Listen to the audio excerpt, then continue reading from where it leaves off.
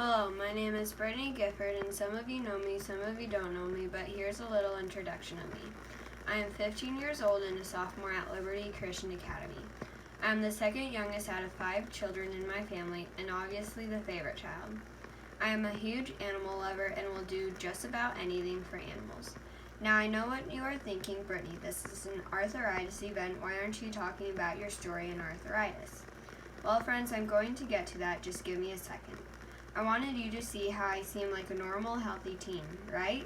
I mean, if you didn't know to begin with that I have arthritis, you would automatically think I am a perfectly quirky sophomore in high school who is for the most part healthy.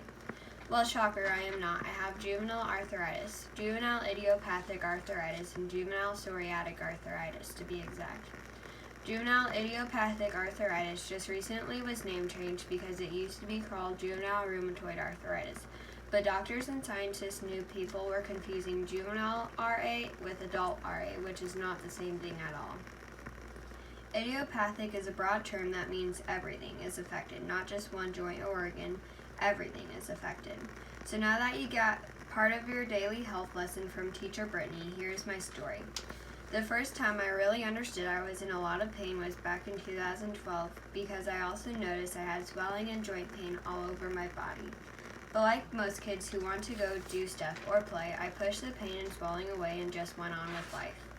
When I went to see my pediatric hand doctor, which is called an orthopedic, for when we were trying to figure out my shoulder pain that would later be diagnosed as neurogenic thoracic outlet syndrome, he recommended a rheumatologist to go and see. After lots and lots, and I mean lots of blood work and x-rays and tests, it was determined I had juvenile rheumatoid arthritis, and I was officially diagnosed with JRA on June 6, 2017. After a couple more visits and tests, it was found that I also have juvenile psoriatic arthritis. I was officially diagnosed with that subtype on July 25th of 2017. Now the background of how I got these marvelous diseases is simple. I have had juvenile rheumatoid idiopathic arthritis since I was a baby. How I got it was the genes within my parents didn't get along, which set off an autoimmune disease which transformed into arthritis, but at the time no one knew that. When I was in first grade, I got really sick with mono, the kissing disease. Who knew a first grader would get the kissing disease just by drinking out of a water fountain? Sadly, I had to miss field day because of that, which sucks, but back to the point, the terrible mono I had is what made me develop juvenile psoriatic arthritis. Now I know you are thinking, Brittany, this still doesn't answer my question. Well, let me give you your second health lesson for the day. How juvenile arthritis is contracted per se is when your parents' genetics sometimes aren't compatible in certain aspects. It then sends a special code to your body, letting my immune system know, hey, this ain't working. We need more antibodies and quick. So then your body starts producing mass production of your immune system cells, when in reality your body doesn't really need them. So then after things settle down and stuff, your body then realizes, oh my goodness, there's too many cooks in the kitchen. So then the cooks, aka your immune cells, start turning on each other, saying you and all of you need to go. So then they start attacking each other, which is in all reality your body attacking itself, which then leads you to have an autoimmune disease. And when you have an autoimmune disease, it will target certain aspects of your body's function. Like in type 1 diabetes, it'll target your pancreas for the most part. Well, in arthritis, it targets your joints and cartilage and tissue around in your joints. So that's how I got my juvenile idiopathic arthritis. But another way your body can have stuff like that happen is through a traumatic sickness that will trigger an alarm in your body, telling it that there is an intruders in your body, even though it's your own cells saying you have to kill the intruders off. So then once again, your body starts attacking itself, which is how I got my psoriatic arthritis, because I got sick with mono and human parvo at the same time.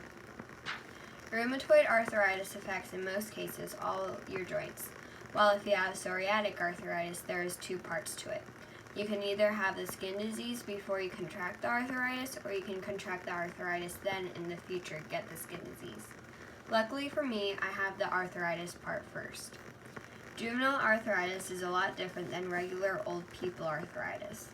Regular old people arthritis primarily affects your joints, and that's about it. And at the same time, adults have more treatment options to treat the pain and swelling. While juvenile arthritis is a lot different because it is nothing like normal arthritis, which I think a lot of people get confused about. Juvenile arthritis affects your joints, your organs, and your eyes. And the worst part about that is us kids do not have many treatment options. And with some of the treatments, we have gruesome side effects on our bodies. So one of the things I have always been passionate about is spreading the word about my story, but also advocating that kids get arthritis too. Because in reality, not a lot of people want to talk about their illnesses because sometimes it is such a taboo subject for some people. I have 2 friends with type 1 diabetes. One advocates about his disease and the other wants to try to keep it on the down low as much as possible. And I know the same goes with kids or teens who have juvenile arthritis. So when I was asked to be the youth honoree for the 2019 Jingle Bell Run, I was like, yes, of course I will, because I get to be the voice for the kids who maybe are a little shy of their disease. But another amazing thing is I get to fundraise for more treatment options, cures, and camps and conferences, where you get to be a kid and be with others who are just like you, and it's normal to have to take shots of medicine every day or weekly. So to help more kids like me go to camps and conferences and more funding for treatment options, and one day, a cure, some of the fundraisers we do are selling Team Brittany's Blessing shirts for $8 and my new JA cookbook that has delicious recipes and stories from other kids with juvenile arthritis from all over the country. If you'd like more information about my shirts or cookbooks and how to register for the race, just come find me and let me know. Thank you all so much for coming to my event and helping me.